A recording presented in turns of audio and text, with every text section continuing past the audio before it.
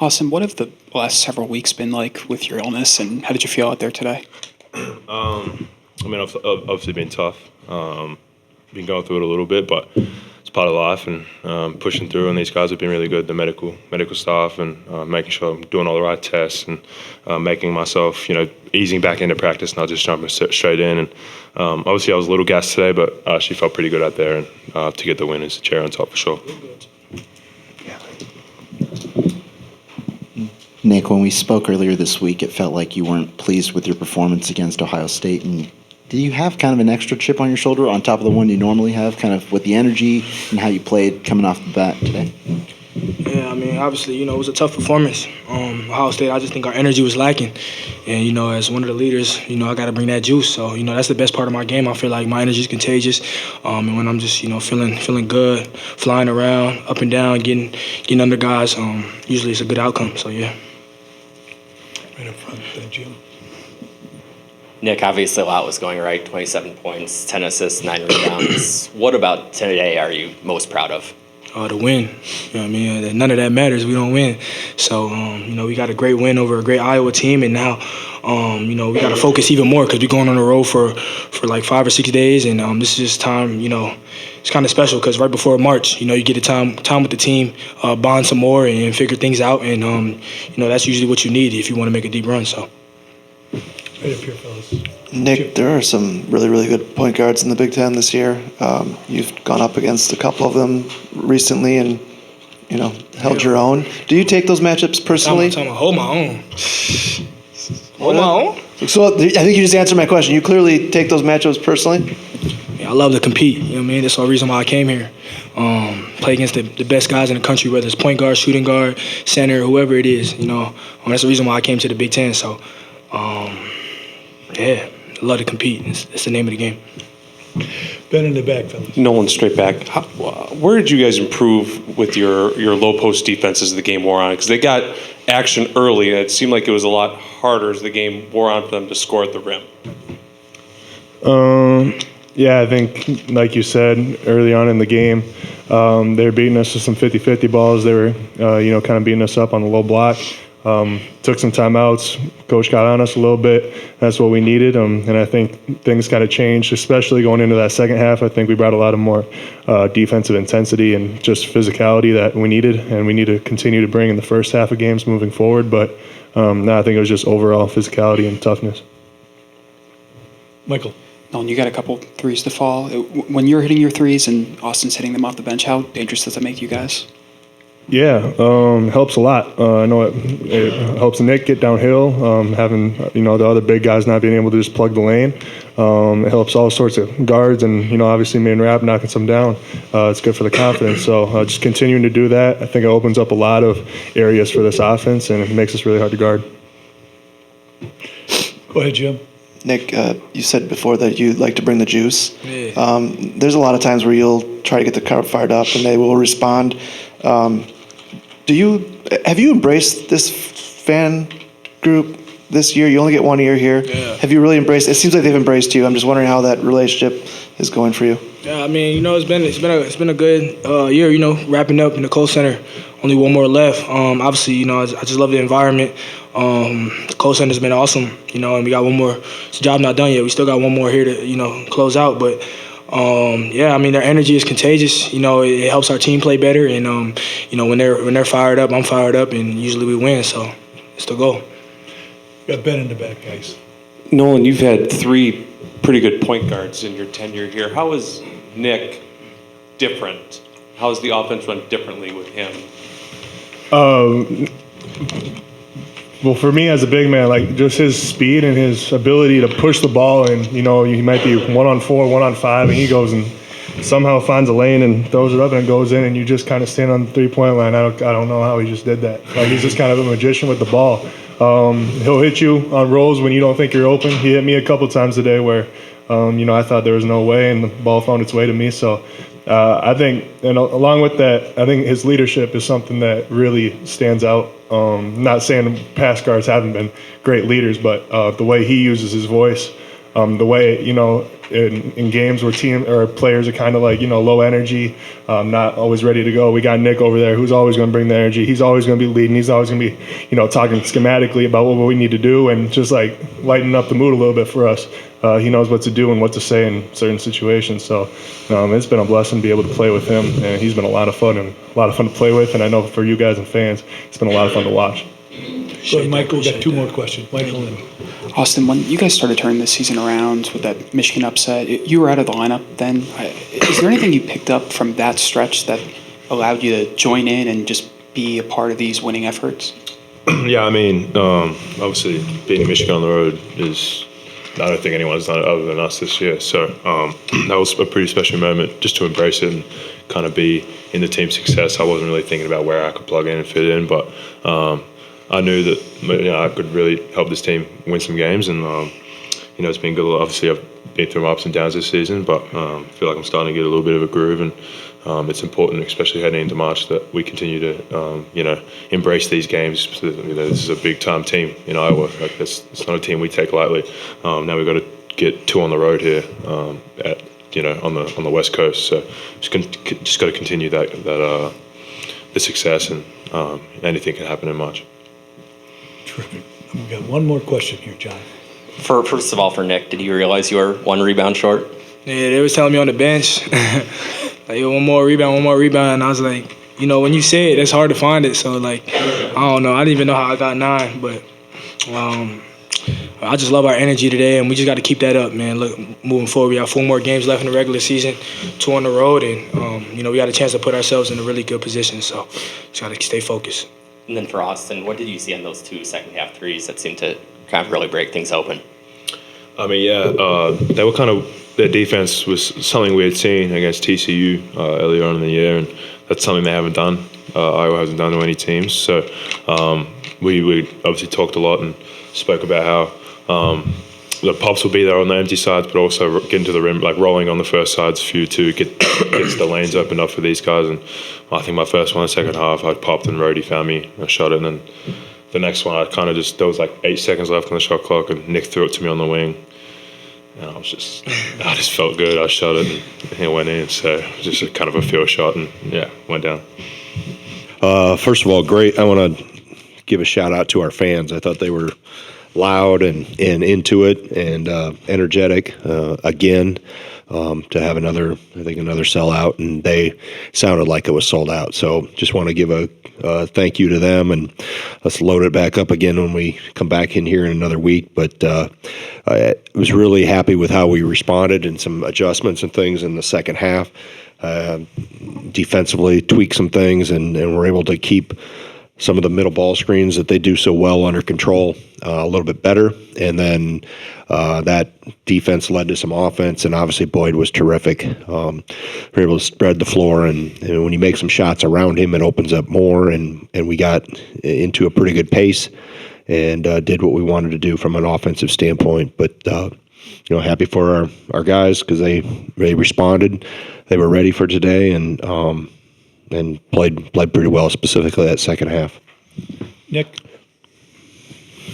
Greg, you touched on it with Boyd there. Obviously, he's had a lot of strong performances as a Badger so far. With the complete nature today, just how imperative was that in that point guard matchup, and how did you see that offensive rhythm grow after those first 6 or 7 minutes? Yeah, I mean, he wasn't matched specifically with Sturtz.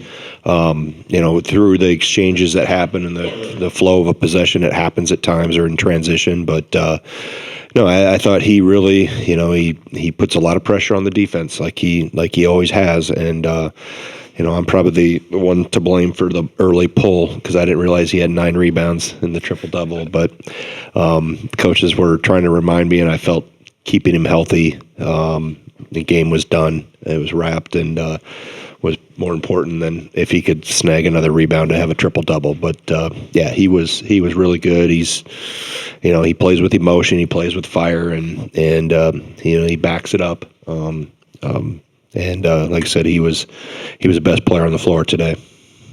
Let's go.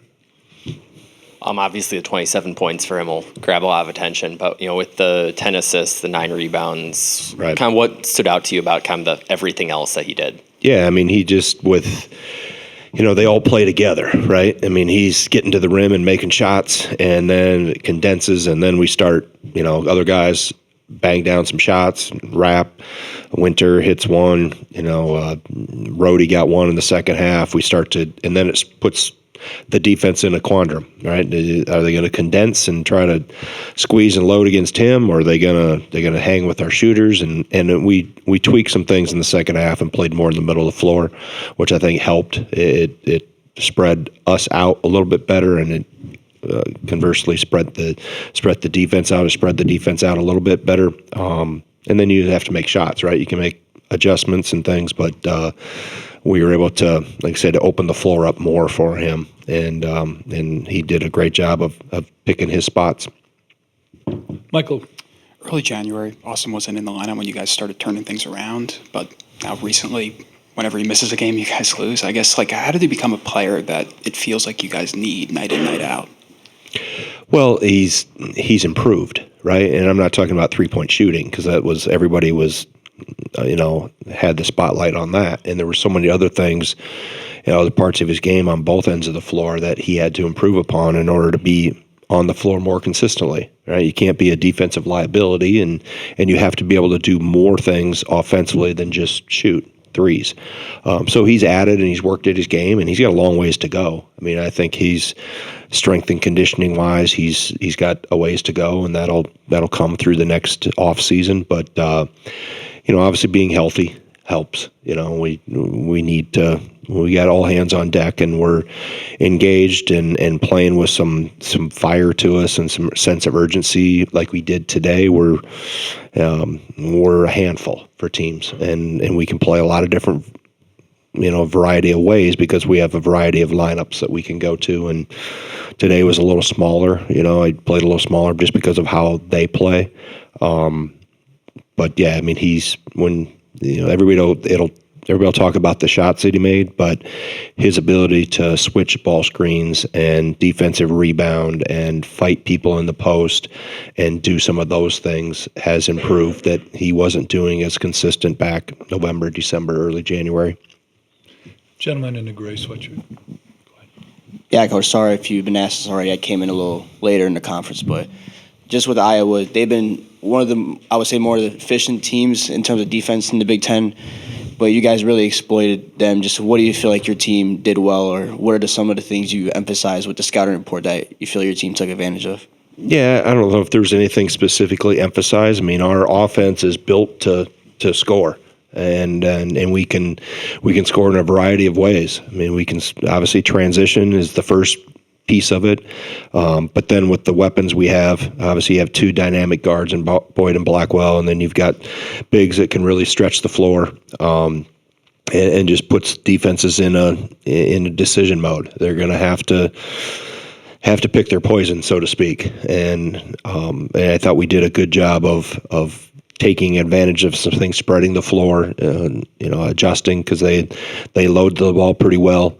But we were able to, get some driving lines and finish plays at the rim, and then the counter to that is when the rim isn't open, somebody probably is on the perimeter. So, and the thing too was getting defensive stops so we could run. When we can get defensive stops and get in transition, just adds another layer of what we can do offensively. Jim has a question. Going back to Boyd, there seem to be moments this season where he's tried to do too much. Is that a fair assessment? And there's less of them now. How did you get to the point where that's happening less? Well, showing things on film, coaching, trying to help him get better. Understand that you've heard me talk before about I don't want to micromanage, high-level offensive players, but we also have to understand. We talk a lot about analytics and the type of shots we're taking, and when he's cooking, you gotta let him cook a little bit, right, and let him roll. But I thought at Ohio State he took some shots that were early and ill-advised, and those showed up on the low light film, I guess you would say, in terms of our clips. And he's learned, and he wants to get better, and he's coachable, and he's competitive. So I think just his game has continued to mature, and I think he's also gotten more and more comfortable with the players around him, specifically Blackwell. And they've gotten more comfortable with each other, and that's helped, make them more dynamic when they're on the floor together. So, 2 more questions for Coach. Oh, and Go ahead. We're okay. we'll get you Coach, back. I don't first have half anywhere of to the go, season, Dave. Okay. We don't fly west till tomorrow afternoon. So. First half of the season, turnovers on offense were a bit of an issue in certain games where you'd get in the double digits. It felt like second half of the season, you guys have really done well against a team that forces a lot of turnovers. What did you see today in protecting the ball, especially as they were handling a lot of those ball handlers? Yeah, I mean, you have to be strong with the ball. I mean, and I think that's another area that we have understood as a team collectively. We have to take care of it, right? And we've always have. I think we were averaging 8. We're one of the top in the country. I think we're averaging 8 turnovers a game, and we're playing at the pace we're playing at, and the number of possessions we're trying to create. You can still play fast and aggressive and take care of the ball. You can do both. We've proven it. So it's still just being fundamentally sound, playing off 2 feet, pass and catch with 2 hands, things that we've been teaching for 30 plus years. So it's a team that's going to plug and dig at the ball. You got to be. You can't go where there's a loaded side, right? And then when you do go, you got to make sure you're strong with it and understand you're probably going to get hit. You're probably going to get grabbed. Don't whine about it. Go finish the play. And I thought for the most part, we have a couple spurts where we got a little sloppy with it, but by and large, I thought we handled what they were trying to do defensively decently well. Way in the back, Coach. Coach, there have been a couple instances in the past few weeks where Blackwell's had to go to the bench in the first half with 2 fouls.